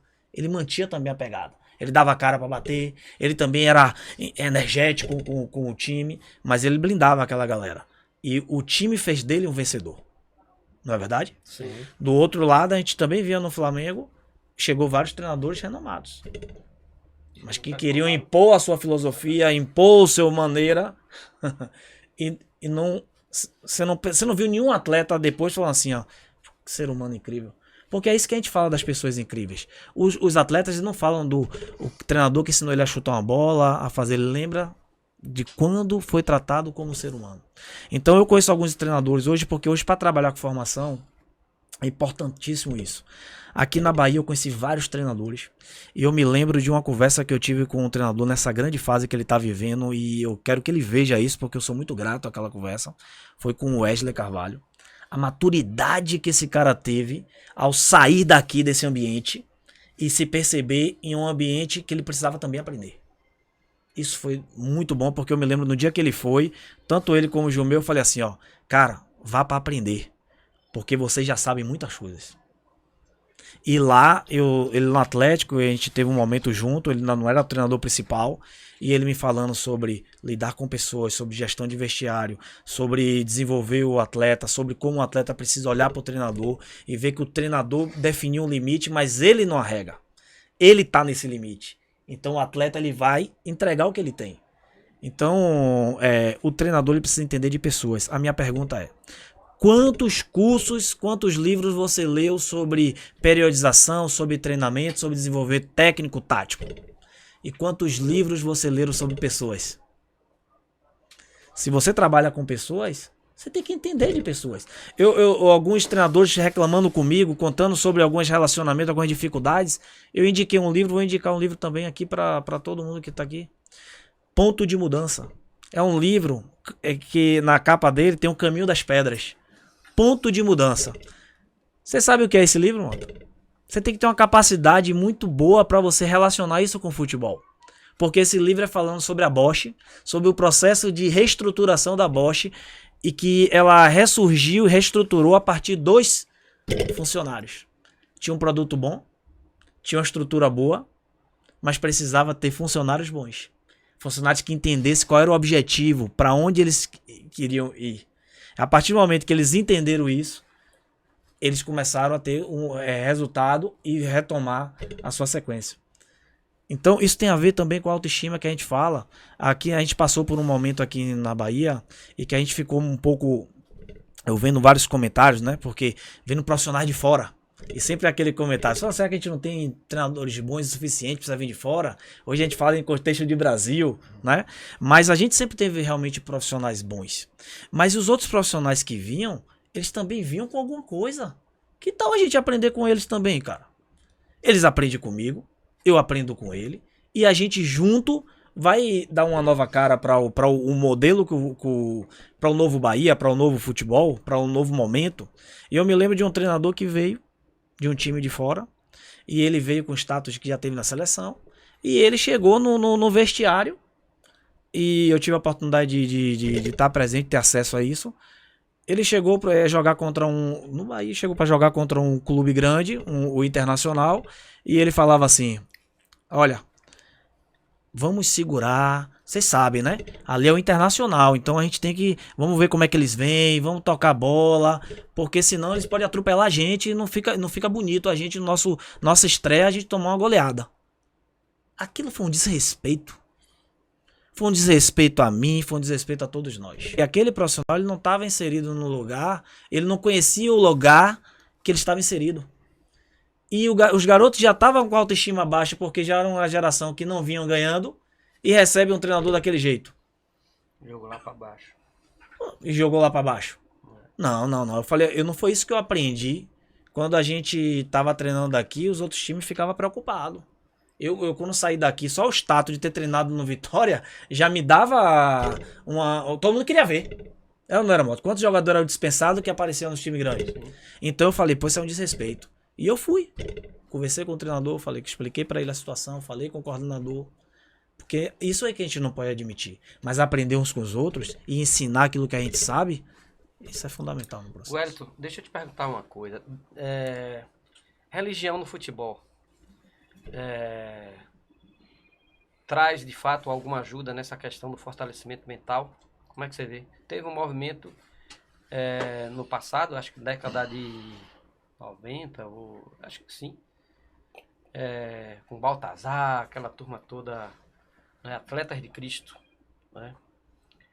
O que é que você enxerga? O que é que você falaria para os pais, para os atletas? O que é que você entende? Então, uma vez perguntaram para um pai como ajudar o seu filho a lidar com os desafios da vida. E foi em um podcast e o profissional falou assim, coloca ele no esporte. Porque o esporte vai ensinar ele a competir, vai ensinar ele a se desafiar, a se conhecer e a partir daí também competir. E hoje eu me sinto muito à vontade de falar isso, porque eu sou estudioso da palavra de Deus, estudioso da Bíblia, né? E quando a gente fala de religião, a gente está falando de tudo aquilo que faz você se relacionar com o seu Deus. Cara, fundamental nesse processo. Por quê? Porque o treinamento mental, ele nasce de um diálogo você com você mesmo. A gente está acostumado a pensamentos vir na nossa mente sem ter autorização. Não é verdade? Sim. Então, diante do desafio, naturalmente, você vai pensar cada um vai pensar de um jeito. Cada um vai enxergar uma coisa de uma forma. E, naturalmente, vai tomar uma decisão a partir daquele pensamento. A ideia e a mudança de mentalidade vai justamente entre quando você tem esse pensamento negativo, que muitas vezes é uma crença que já está ali instalada, você consegue ter um outro pensamento que gera uma mudança de mentalidade, mudança de pensamento. E isso pode nascer justamente, isso é influenciado por aquilo que você fala para você mesmo. Então, eu sou contra a uma religiosidade passiva, em que você acha que venderam errado isso pra gente, que a sorte ou Deus vai fazer por nós, né? E aí a gente vê muitos nos atletas o quê?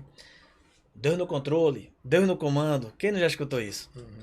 Como se a responsabilidade fosse só de Deus e ele não tivesse responsabilidade, ou se em algum momento Deus fala assim, ó, vai ser você. Não é isso. A gente precisa entender o seguinte, o seu autoconhecimento. Quem é você em Deus? O que é que ele pensa sobre você? O que é que cabe a você fazer? São perguntas que você precisa se fazer, por quê? E aí vai ser bacana por um exemplo de um atleta que eu atendi durante esse ano passado, jogando a Série A do Campeonato Brasileiro, e um atleta cristão. E a gente conversando, e ele tava com um pensamento que medíocre naquele momento, mas um pensamento que ele tava bem consolidado, que era o seguinte: eu tô jogando num time Série A do Campeonato Brasileiro, o time tá lá disputando as pontas, né? O Libertadores, título. Só que eu sou reserva, então tá bom. Basta. E isso era um problema muitas vezes com um atleta, que eles achavam que... Hoje a gente se escandaliza quando a gente vê um Felipe Melo, né? Energético, vibrando, brigando, quebrando, não querendo comparar. Mas aquele jogador, ele fazia o seguinte: se eu desejar ser titular, eu vou estar entrando no lugar de alguém que também quer a mesma coisa do que eu. Então eu vou ser pacífico.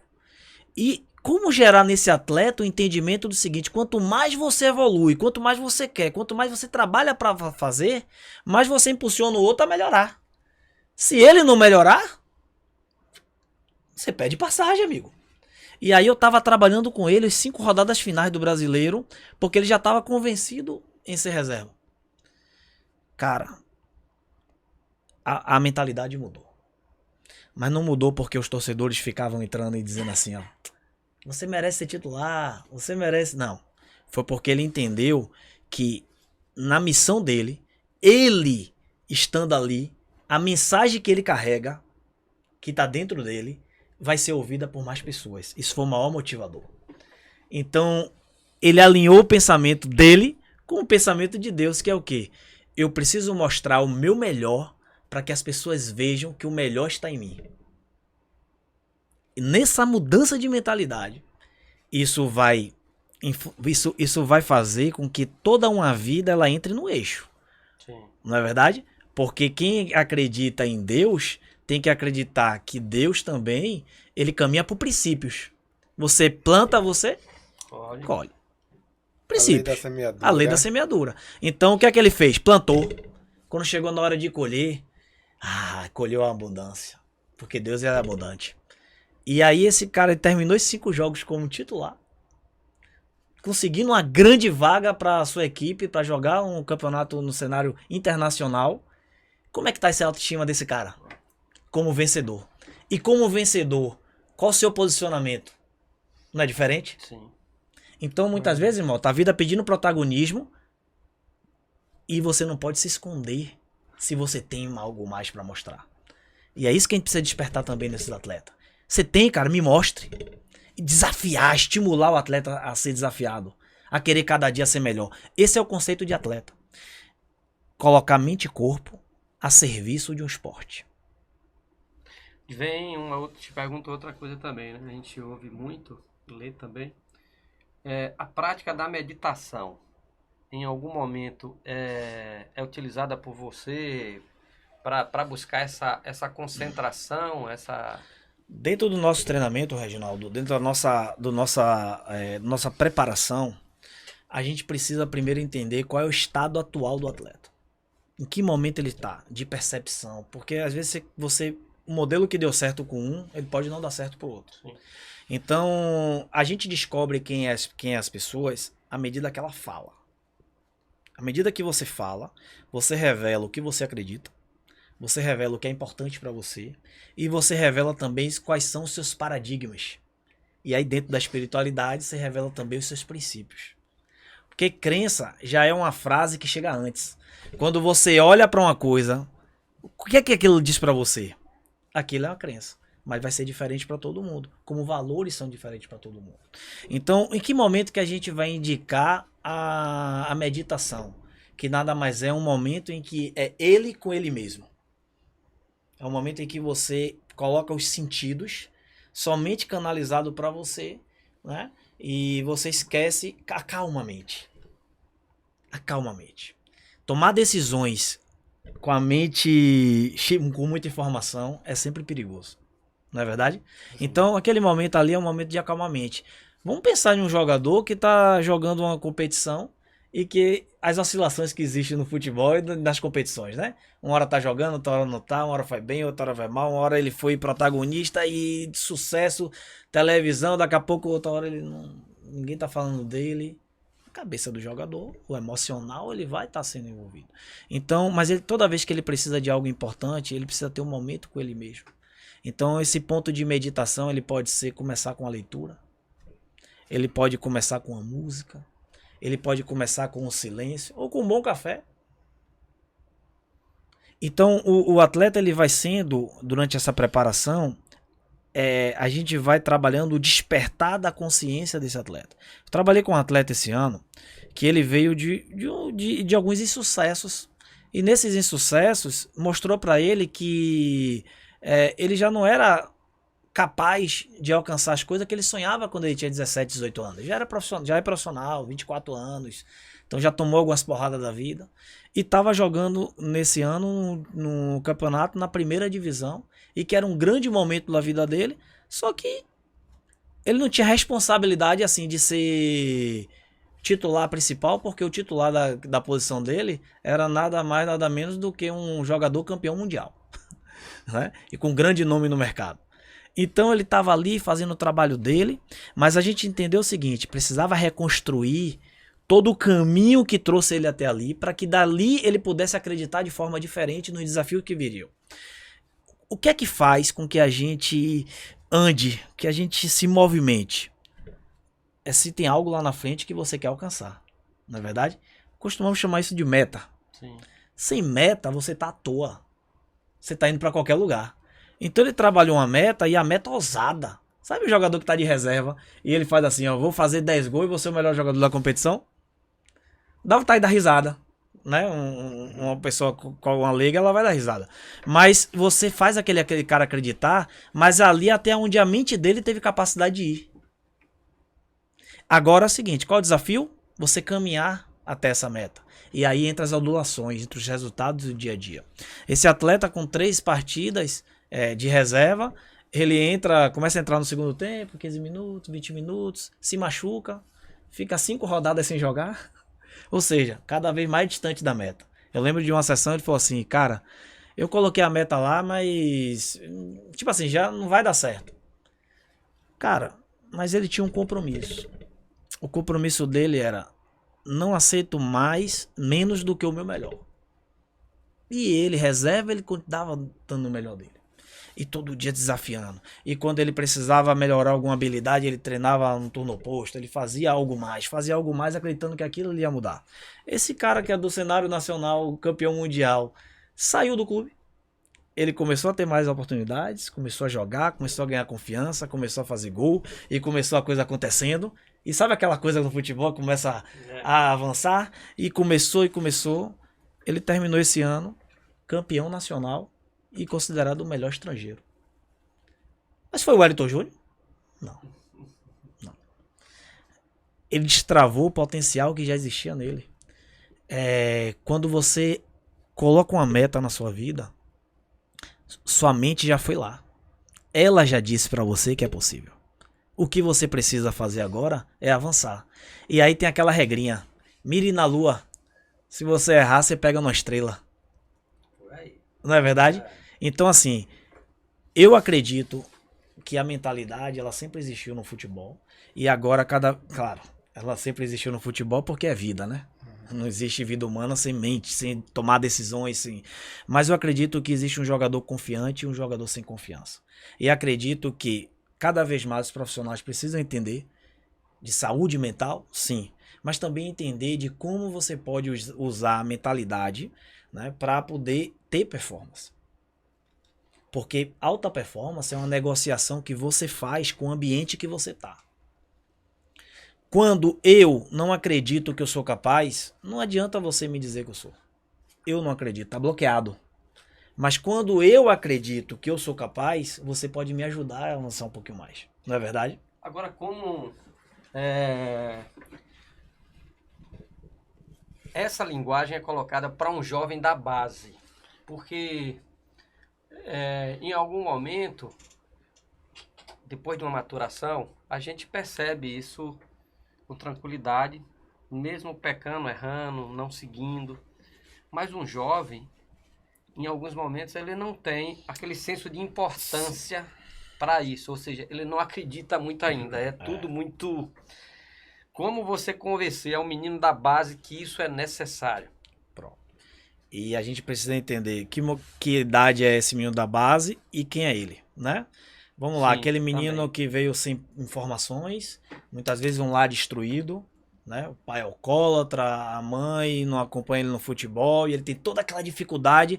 Para todo mundo, ele poderia ser nada na vida e ele tem um futebol como uma saída. Você tem muitos atletas que vocês ajudam nesse sentido, né?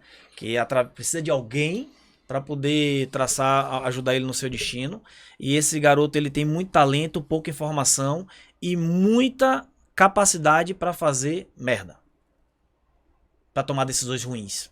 E eles precisam de você, porque muitas vezes ele não tem a figura do pai, que é a figura importante de traçar destino. Sim, de direcionar. Direcionar, de apontar o caminho. Aí a espiritualidade também entra com muita força, porque Deus, ele é o Pai, aquele que aponta o caminho. Há uma inclinação do homem por alguém que aponte o seu caminho. E Deus determinou que esse homem seria o pai. Então, e vamos pensar nesse garoto que tem o pai e a mãe do lado, estudou em boas escolas, e ele também está aqui no universo do futebol, e esses dois têm 13 anos de idade. Quem tem mais vantagem e quem tem mais desvantagem? Quem tem mais informação teria mais vantagem, né, teoricamente. Pronto. Teoricamente, esse daqui tá mais tranquilo porque deu de tudo. O filho dele treina todos os dias na semana, tem personal, tem isso, tem boas escolas, chuteira boa, só treina em campo que a bola já vem dominada, uma graminha assim dessa sintética, e joga as principais competições.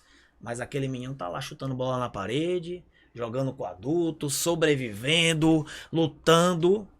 Esses dois meninos se encontram. Lembra? Ambiente de competição. Ambiente competitivo, o ambiente de um clube. Eu quero, ele também quer. Mas e aí? Como é que esse daqui vai mostrar que quer? Terrão. Como é que eu vou lá disputar isso daí? Ah, eu vou usar minha inteligência para chegar primeiro que ele. O de cá vai usar força, vai usar malandragem, vai usar... Ele vai usar o que ele tem. A gente acostumou com o futebol com isso daqui, ó. A criatividade. O moleque, ele... Aqui tem uma barreira pra ele. O de cá o caminho tá livre. Ele pula. Chega lá tropeçando, mas ele chega primeiro. Ou então ele desiste até de chegar aqui. Primeiro ele faz o seguinte. Eu vou abater o inimigo antes. Eu não quero competitividade. A gente vai ver tudo, porque ele tá acostumado com a sobrevivência. O desafio que eu tenho com esse atleta aqui é que ele entenda que sem atitude, sem competir, sem mostrar o que ele tem, sem protagonismo, ele não vai conseguir o espaço dele. Ele vai continuar querendo, porque aqui ele achou muita gente para ajudar ele a chegar até aqui. Então ele não tem resiliência. Ele é frágil. Ele é frágil. Ele tem tudo que ele precisa para poder chegar lá. Mas se ele não for educado nesse sentido, se o pai não tiver a capacidade de deixar ele tomar as decisões, deixar ele errar, porque o adolescente, ele precisa errar. A criança, o jovem, ele precisa errar. O futebol no treino é o lugar onde ele erra. Erre. O primeiro passo é errar. Depois que você erra, você começa a acertar. Porque quando eu errei, eu me lembro de um cruzamento que eu tentei fazer e eu errei. Um treinador chamou e falou assim, ó, você vai bater assim, ó, desse jeito. Eu nunca mais esqueci. Eu precisei errar para ele me mostrar uma maneira certa e ali eu aprendi. Então eu erro, acerto, aprendo e aí confio. O último estágio é a confiança. Então vamos pegar agora esse garoto aqui que ele não tem informação, ele precisa da gente. Precisa ser vigiado, precisa ser controlado, porque ele tem... Você dá para ele vai no shopping e ele viu um tênis lá de R$1.000. Ele olha, rapaz, que tênis massa. E ele vê no pé do outro coleguinha dele lá. E ele fala assim, poxa, mas ele já se manda, já vai... Tá acostumado aí no shopping só com o dia do sorvete. E olha lá. Mas aí você pega e dá R$1.000 a ele. Ele vai pegar esses R$1.000, ele vai fazer o quê? Vai querer comprar aquele tênis. Nossa, rapaz, calma, não sei o quê. Mas ele agora tem R$1.000 todo mês. Ele pode comprar todo mês o tênis. Ele comprou o tênis, agora já não é mais o tênis. Agora ele quer isso, que ele quer sempre o que ele vê as outras pessoas tendo. Então ele tá inclinado a se iludir.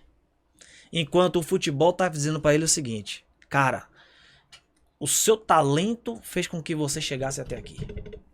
E é o seu talento que vai fazer você avançar, sua dedicação, seu desenvolvimento. E aí a gente já tá falando de comportamento. O talento entra, o comportamento tira.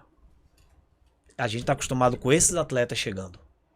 A gente ainda não viu, a gente viu muito poucos desses outros atletas, com tudo, chegando nesses espaços. Pois bem, pessoal, eu quero agradecer aqui ao Wellington Júnior. Estamos chegando aqui ao final. Muito obrigado. É um tema assim que eu gosto muito, muito. Na atividade como empresário, eu acho que é muito importante o empresário entender de gente, né? Ele ser humano, ele viver, porque a gente acaba sendo um pouquinho de um preparador mental, sabe? Em algumas situações, porque você também como formador, você já teve várias situações desse tipo ali de ver situações horríveis e ter que administrar. Então a gente vive muito, isso é uma coisa muito forte. Eu acho que tem que ter investimento maior nos clubes, mas enquanto não tiver, procurem o Wellington Júnior. Ele vai estar sempre à disposição. E eu me sinto assim, muito feliz de ter recebido aqui, de ter trocado essas figurinhas aí com vocês, pela sua experiência. Parabéns pela sua formação, né? Certamente, em outra oportunidade, a gente vai te convidar para vir aqui, porque esse é um assunto assim, muito extenso, né? E de extrema importância, para que seja tratado agora. Fica a mensagem para cada pai em relação a esse assunto. O Wellington, nas considerações dele, ele vai passar os contatos dele, ele vai falar um pouco, inclusive se lançou até um aplicativo agora recentemente, no nascimento da sua plataforma. E o nosso objetivo sempre vai ser esse: oportunizar para que você que é pai, você que é um jogador de futebol, você tenha experiências divididas aqui conosco e possa refletir no seu projeto para que você consiga chegar a essa meta. Mota, meu amigo Rivelino, fique à vontade para... Bom demais, esses podcasts, eles servem para a gente abordar, né, temas interessantes do futebol. O futebol hoje é mais complexo, o futebol hoje está mais difícil, o futebol hoje é necessário você se cercar de mais segurança, de mais qualidade de trabalho para que possa ser vencedor. Interessante o Wellington Júnior aceitar esse desafio de vida. Ele sabia que é uma tarefa, um caminho árduo que ele tem que seguir, porque nem sempre ele é compreendido e às vezes o colocam numa situação de ser uma coisa supérflua, e não é. Tratar de gente é o mais importante na vida, é gente. Você com gente ganha título, você com gente é feliz, e de forma que tratar bem a pessoa, entender as pessoas, faz parte grande, principalmente num momento em que nem sempre o talento está presente, né? Sobretudo nesse momento do Brasil que vive uma crise futebolística em todas as suas categorias, seja profissional ou seja de base. Então é preciso começar pela gente, né? E obrigado, Wellington, foi muito bom. E futebol é assim, aprendizado. Você aprende e você ensina. E a gente aprendeu aqui nesse podcast e a gente tem muito que agradecer. Faço as palavras de Mota minha, realmente foi um bate-papo muito interessante. Falar sobre saúde mental a gente fala informalmente, mas quando você tem um profissional da área, isso enriquece muito o bate-papo. Você aprendi muito com o que foi falado aqui, e muitas coisas que foi falado aqui é o que eu penso. O futebol ainda trata a saúde mental, não trata com a importância que deveria ser tratada. Normalmente, quando a gente ouve os noticiários falar de saúde mental, é quando acontece um evento com uma pessoa relevante, como aconteceu nas Olimpíadas com a ginasta Simone, americana, que teve um estresse emocional e abdicou de algumas provas. Aí vem à tona aquela coisa do estresse, da saúde mental, como hoje é necessário para o atleta de alta performance tratar da mente. Então o futebol ainda é meio resistente. Esse profissional ainda é um corpo estranho, porque o futebol é resistente a tudo aquilo que não é tradicional dentro da sua estrutura, né? Então, mas hoje os clubes têm que repensar isso, porque hoje, tão importante como a técnica, a parte física, a parte tática, a parte mental do atleta hoje é muito importante. Então, daria para fazer 5 horas de bate-papo aqui, que a gente ia ter muitas coisas para conversar. Agradeço a Júnior aí, que é um parceiro aí também de longa data, e com certeza vamos ter mais oportunidade de desenvolver mais sobre isso. Maravilha, eu sou muito grato por essa oportunidade, porque de fato eu aprendo muito com vocês, a gente aprende observando e a gente está aqui querendo ajudar. Eu me lembro que o que me levou para esse desafio trabalhando com uma empresa, em uma reunião, o dono da empresa falou para mim que o meu problema é que eu via muito o lado das pessoas. E quando ele falou isso, eu falei, cara, é mesmo, eu vejo muito o lado das pessoas, então agora eu vou trabalhar com o ser humano e eu vou tentar entender. E quando o Mota fala que é desafiador, é mesmo, porque quando a gente fala de futebol, a gente fala de vários futebols, né? A gente tá falando de iniciação profissional, formação, a gente tá falando de treinadores, a gente tá falando de pais, a gente tá falando do próprio atleta. Cada atleta tem um entendimento diferente e a gente tem poucas referências profissionais para a gente modelar, né? Em relação ao futebol. Eu fui me especializar conhecendo profissionais de outras áreas e de outros esportes, mas entendo que isso já é difundido muito forte na Europa e nos Estados Unidos, e os atletas que já estão lá têm mais aceitação a questão da metodologia do coach, do treinamento mental. E aqui no Brasil, de fato, a gente mexe com mentalidades, né? A gente mexe com expectativas, nós somos um país muito emocional e com isso gera-se os desafios, mas tô muito feliz porque cada vez que a gente tem a oportunidade de falar um pouco daquilo que a gente acredita, daquilo que a gente se dedica diariamente, né? E é uma coisa que tá dando certo, é uma coisa que tá me levando para os lugares que eu sonho em estar e cada vez mais, né? Esse ano foram 3 vezes na Europa, o ano passado, para esse ano a gente já tem convites, nosso livro foi lançado também na Europa, então pais portugueses também querendo se alimentar desse conhecimento. O desafio do livro, Reginaldo Mota e Rivelino, ele foi algo que eu aceitei com muito carinho, com muita alegria, mas foi escutando os pais. Escutando as dores dos pais, escutando as suas dificuldades, seus medos. E muitas vezes eu vi muitos pais com muito amor e carinho atrapalhando a vida dos filhos, atrapalhando a carreira dos filhos. E muitos exemplos, cara. Participei disso enquanto assessor e participo hoje como treinador mental.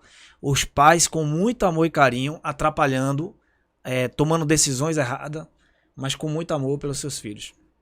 Então aqui eu conto histórias, aqui tem um treinamento aqui incluído, aqui tem muita neurociência, muito coach, muita programação neurolinguística e muita neurosemântica, porque o poder das palavras, ela tem interpretações diferentes em cada um e nos leva a lugares diferentes. Tem também o comentário de alguns profissionais do futebol e exemplos de atletas que a gente atendeu, né? Eu conto o caminho quando deu certo, o caminho quando deu errado, mas eu conto sobre o verdadeiro jogo que acontece na mente de um atleta. E esse livro é para os pais lerem, mas também para ajudar os seus filhos. E esse é o desafio, essa missão que eu assumi. E acredito também que nossos treinamentos online já têm ajudado também a centenas, estamos caminhando agora para, né, queremos chegar esse ano aí a milhares de atletas. Já decidimos que nossos treinamentos estarão nos 4 cantos, assim como o nosso livro também está. E o nome do treinamento chama Despertando os Verdadeiros Campeões. É um treinamento onde vai ajudar o atleta a despertar essa consciência. Para quem é? Atletas de 9 a 14 anos. Um treinamento 100% online, onde você vai no seu celular, no seu computador, aonde você quiser, 10, 15 minutos de aula, mas que se você cumprir as atividades, ali eu vou te ensinar rotina de treino, rotina de jogo, como lidar com suas emoções, como entender os seus pensamentos. Para você vai ter também modelagem, né? Você vai olhar para outros profissionais. Quando você olhar para Neymar, você não vai olhar para Neymar só como o jogador de sucesso, mas você tem que olhar qual foi o caminho que ele fez até chegar lá. Então a gente também prepara para o grande dia, que é um jogo, que é uma competição, que é uma avaliação, porque hoje chegou ao ponto que os atletas precisam estar preparados para fazer as avaliações. Sim, sem dúvida nenhuma, com certeza. E para isso acontecer, a gente não pode jogar toda a responsabilidade em cima do atleta, nem todo o erro nos pais, mas nós profissionais, cada um, nós somos culpados e também responsáveis por fazer as coisas melhorarem. Se cada um fizer a sua parte, e começando principalmente, eu deixo uma dica aqui para os treinadores, principalmente treinadores de escolinha. Se você trabalha com atletas, está trabalhando com sonhos, está trabalhando com pessoas, e ele não tem culpa do pai. Ele não tem a culpa do pai, ele não tem a culpa de não saber. Então, cada atleta, cada garoto que você tiver em mãos, dê o seu melhor. Aprenda para ensinar ele. O Mota falou aqui, no futebol a gente aprende para ensinar. Quando você deixa de aprender e você só quer ensinar, você é um arrogante, você é um grosso e você vai atrapalhar mais do que você vai ajudar. Então, agradeço aí a todos e muito obrigado mesmo.